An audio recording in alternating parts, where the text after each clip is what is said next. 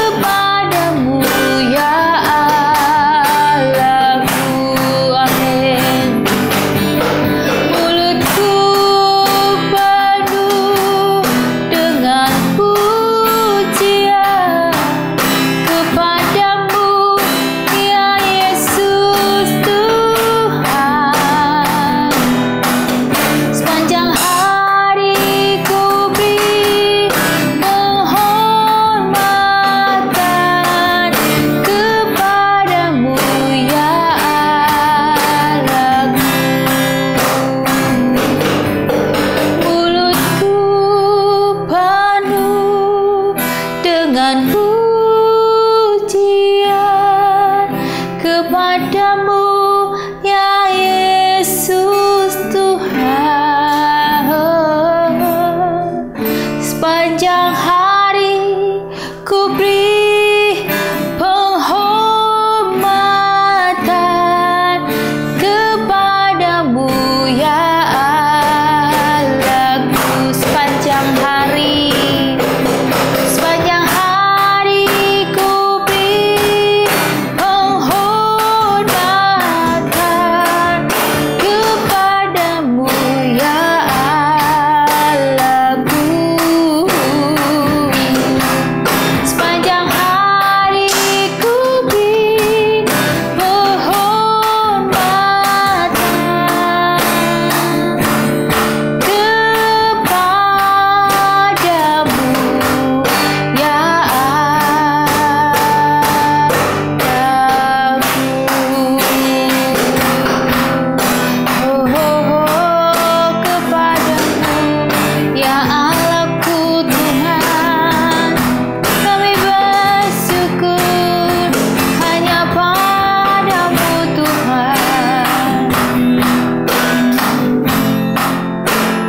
sepanjang hari kami mau beri penghormatan, pengagungan, karena Engkau yang layak kami tinggikan, Engkaulah yang layak kami sembah.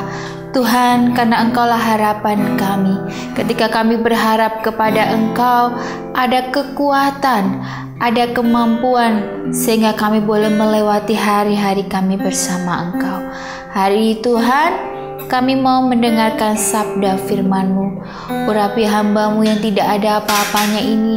Pakai hamba-Mu sesuai dengan rencana dan kasih setia Tuhan. Supaya apa yang hamba katakan, hamba pikirkan, apa yang timbul dalam hati hamba, itu semua untuk menyenangkan hati Tuhan saja. Biarlah Tuhan ketika kami mendengarkan firman Tuhan, boleh kami perkatakan setiap hari, supaya hari-hari kami ini disertai Engkau Tuhan. Hari-hari kami yang sulit ini kami percaya ketika kami mendengarkan firman Tuhan ada harapan, ada damai, ada sukacita. Dan kami mau percaya sebab di dalam Engkau ada sumber air kehidupan yang tidak pernah kering. Terima kasih Tuhan. Berbicaralah pada hamba-Mu hari ini hanya di dalam nama Tuhan Yesus yang menjadi juru selamat dan penebus kami yang hidup. Haleluya. Amin. Puji nama Tuhan. Shalom saudaraku yang kekasih. Kita bersyukur kita boleh bertemu kembali dalam kasih Tuhan. Kita percaya bahwa pengharapan kita hanya ada di dalam Tuhan. Siapa yang di sini menaruh harapan kepada Tuhan? Saudara beruntung karena saudara menaruh harapan pada alamat yang tepat. Ya saudara, untuk itu saya mau mengajak saudara, jangan pernah mengharap atau menaruh pengharapan saudara dan saya kepada suatu hal yang tidak pasti, yaitu kepada manusia. Untuk itu saudara, mari kita mau buka hati kita mau siapkan hati kita, pikiran kita untuk mendengarkan firman Tuhan pada hari ini. Judul tema pada hari ini tentang menggapai impiannya. Siapa sih yang gak mau menggapai impian? Semua orang termasuk saya pasti menginginkan, pasti merindukan, atau pasti mau banget ya untuk mencapai impian kita selama kita masih ada di dunia ini. Selama kita masih diberi kesempatan hidup, berarti kita masih punya impian, kita masih punya harapan ya. Karena kalau ketika masih hidup, percaya mau tua, mau muda, pasti punya impian ya. Untuk itu saudara, mari kita membaca firman Tuhan di 1 Tawarik 22 ayat 8 yang berbunyi demikian. Tetapi firman Tuhan datang kepadaku demikian, telah kau tumpahkan sangat banyak darah dan telah kau lakukan peperangan yang besar. Engkau tidak akan mendirikan rumah bagi namaku. Amin. Di sini firman Tuhan berbicara mengenai impian. Impian siapa? Impian seorang Raja Daud. Ya, Raja Daud pernah berkeinginan mendirikan rumah kediaman bagi nama Tuhan. Namun Tuhan berkata, dan Tuhan memang tidak mengizinkannya. Ya, Daud menggapai impian itu. Bahkan Tuhan berfirman, engkau tidak akan mendirikan rumah bagi namaku. Sebagai gantinya Tuhan menunjuk Salomo untuk merealisasikan impian ayahnya. Apakah Daud menyerah? Rupanya tidak ya. Daud justru giat membantu Salomo membangun rumah Tuhan. Bahkan ya, Daud ini membantu kebutuhan-kebutuhan yang diperlukan dalam pembangunan rumah Tuhan. Bahkan akhirnya ya, rumah Tuhan yang merupakan harusnya impian dari Daud itu berhasil didirikan. Tetapi memang itu bukan rumah Tuhannya Daud, tetapi Salomo. Tetapi Daud merasa bahwa dia sudah memberi yang terbaik ya kepada Tuhan. Dia mewujudkan mimpi, ya sebenarnya mimpi orang lain ya saudara, tetapi sama mimpinya, yaitu membangun rumah Tuhan ya. Memang ya, apakah kalau kita bertanya apakah Daud berhasil menggapai impiannya? Tentu saja bukankah melalui upaya Daud pembangunan bait Allah dapat diselesaikan dengan semakin baik. Hari ini kita diingatkan untuk tidak menyerah atas sebuah impian. Kita tidak perlu memikirkan apakah impian itu akhirnya menjadi kenyataan atau tidak. Tetapi kita ya setidaknya telah berani mengepakkan sayap lalu terbang melihat keindahan dunia. Ingatlah, impian akan tetap menjadi impian kalau kita tidak berani melangkah kaki ke depan. Jadi apabila kita mempunyai impian, berusahalah kita untuk menggapainya bersama dengan Tuhan.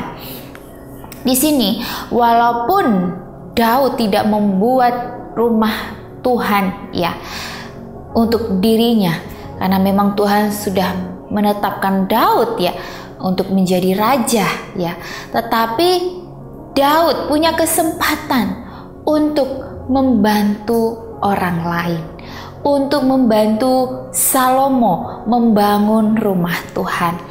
Saudara, mungkin saudara berpikir ketika saudara punya impian, tetapi impian itu belum tercapai, tetapi saudara dipertemukan orang-orang yang membutuhkan, saudara bisa menyalurkan impian saudara untuk membantu mereka. Untuk itu saudara, ketika kita diberkati, kita ingin sekali mewujudkan mimpi kita. Ya, kita ingin sekali dalam hidup ini kita mau menjadi pribadi yang lebih baik ya saudara. Saya teringat ketika saya mempunyai impian waktu saya merintis menjalankan bisnis. Ketika saya resign dari kantor ya, dari pekerjaan menjadi karyawan, saya resign dan saya memutuskan untuk berbisnis.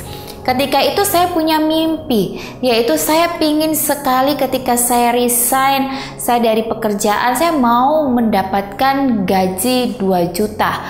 Waktu itu di 8 tahun yang lalu ya, dimana saya punya keinginan karena saya lulusan SMA, saya ingin sekali Tuhan supaya saya bisa berbisnis, supaya saya bisa punya gaji 2 juta ya. Waktu itu saya berpikir seperti itu.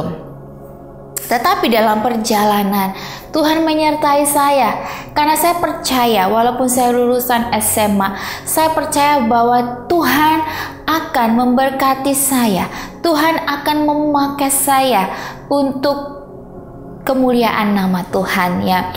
Dan saya tidak pernah menyerah walaupun dalam perjalanan mencapai impian itu pasti bertemu dengan yang namanya struggle, yang namanya tantangan, yang namanya kekhawatiran, keputusasaan, bahkan juga tidak sedikit untuk menyerah saudara.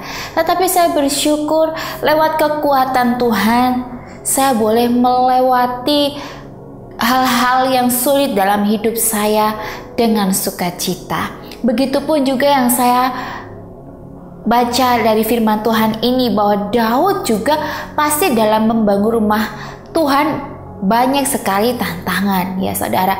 Tetapi ketika Tuhan yang menyertai dari awal sampai pada akhirnya, percaya bahwa kalau memang impian itu Tuhan belum jawab, berarti Tuhan akan kasih yang lebih baik. Ya, Tuhan akan menggantinya lebih baik. Apa yang manusia melihat itu baik, belum tentu buat Tuhan itu baik. Saya waktu itu berpikir saya ingin sekali menjadi pramugari. Tetapi orang tua saya tidak menyetujuinya dengan alasan ya nanti terbang dan sebagainya, nanti resiko sebagainya. Saya berpikir bahwa ya pupus sudah harapan saya, karena impian saya menjadi pramugari berharap punya banyak uang ya. Dengan begitu saya bisa mendapatkan gaji lebih dari 2 juta.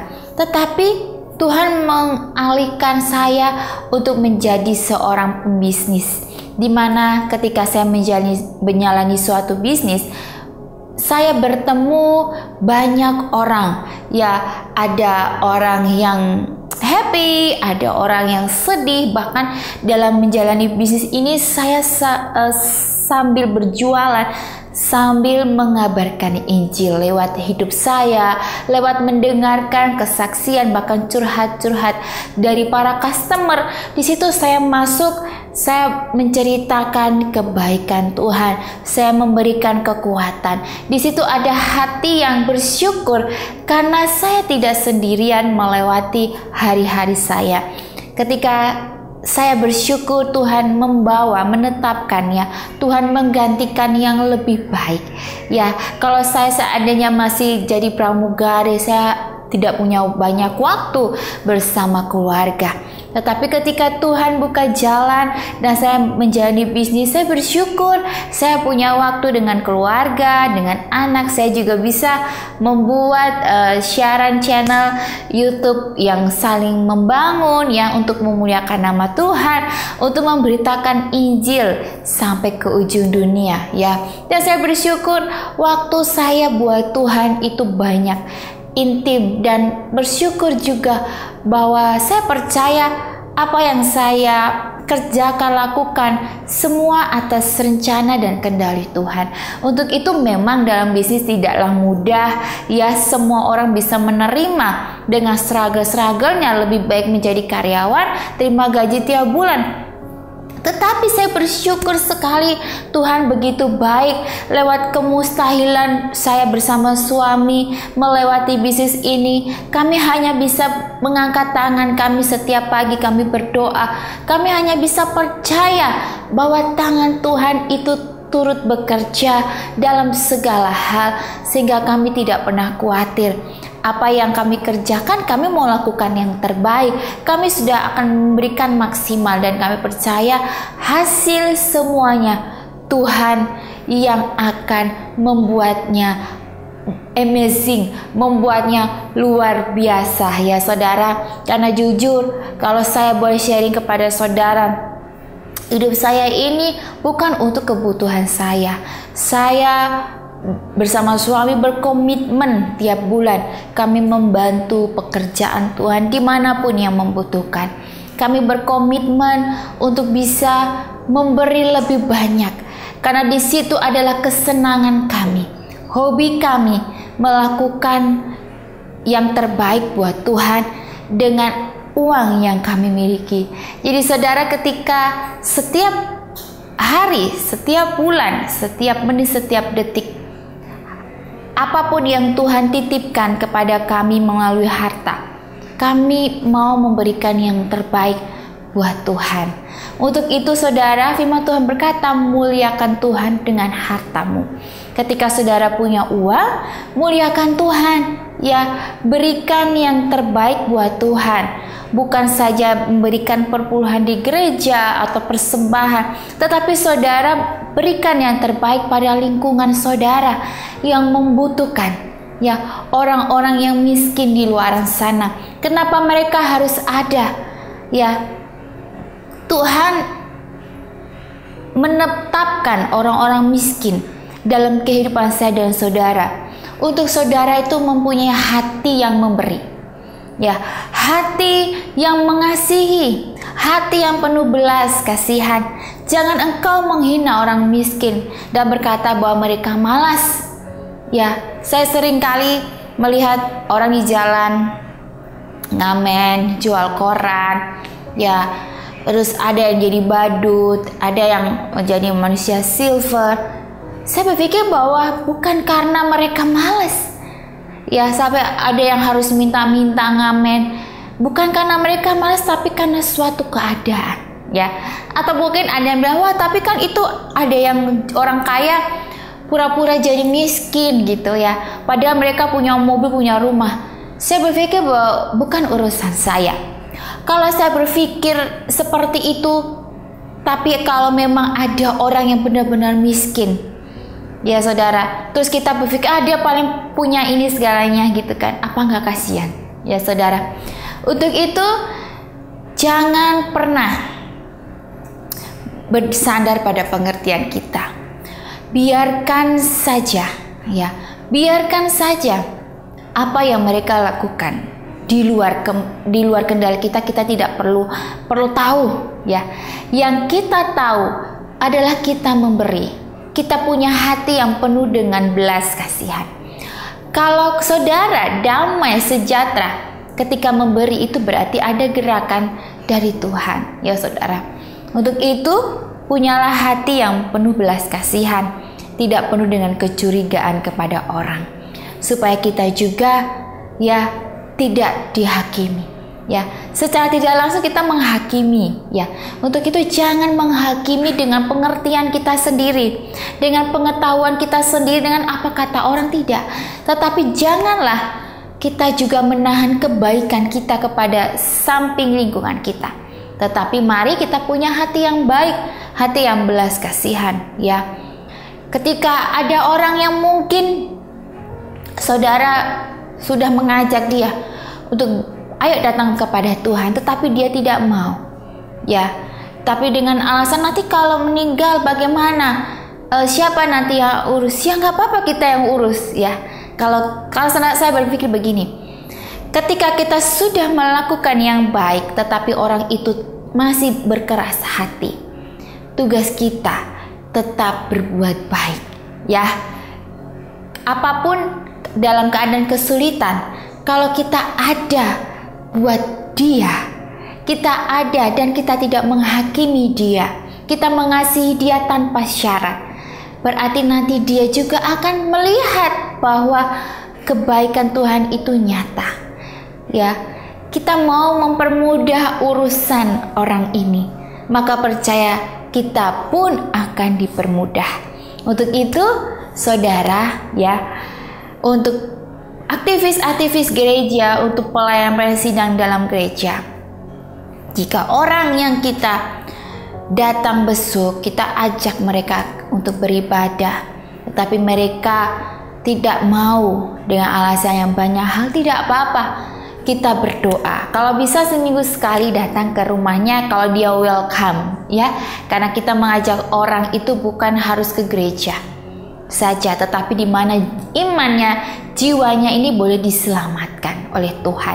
Kalau jiwanya, imannya diselamatkan, Tuhan pasti akan melembutkan hatinya.